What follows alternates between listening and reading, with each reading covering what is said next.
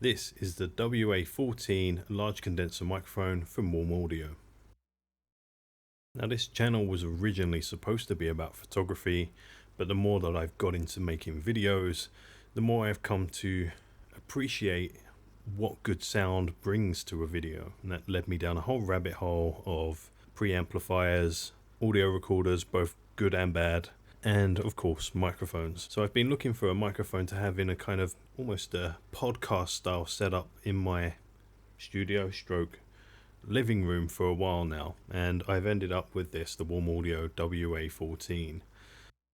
The way that I actually picked this microphone was I walked into a shop that had multiple different microphones and they allowed me to test them, and this sounded nicest to me. It's very subjective with microphones, like a lot of things in the whole creative game, but for me I think this microphone suited my voice better than the other options that I had available to me here in Singapore.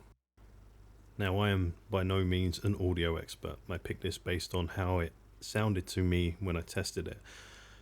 One thing that I was looking for was YouTube videos with examples of people just using this microphone in the way that I'm using it now. All of the reviews and the test videos that I could find were mostly of people actually singing into this microphone, and I believe that's what it's originally intended for. It's a studio mic for vocalists and instruments.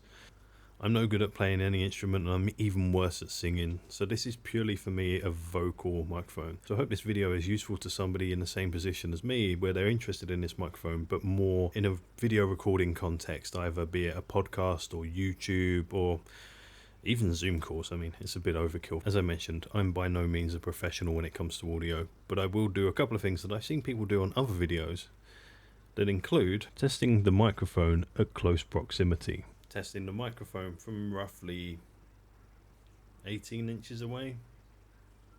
That's what she said. And also testing the microphone from roughly 32 inches away. I assume if I tap the microphone, it's going to transfer a lot of noise. I don't know why people do that on reviews. Don't touch your microphone when you're recording a video. It's not going to sound good. So this isn't a review, but I think it's worth pointing out that the microphone has two switches on it. One allows you to change the pattern from cardioid to a figure 8 pattern to omnidirectional. For this whole video, everything is going to be recorded in the cardioid pattern because that's the only pattern that I use and need in my scenario. The other switch on the microphone is a pad switch, so we go from 0 dB to -10 to -20, and again I always just leave that at 0 dB.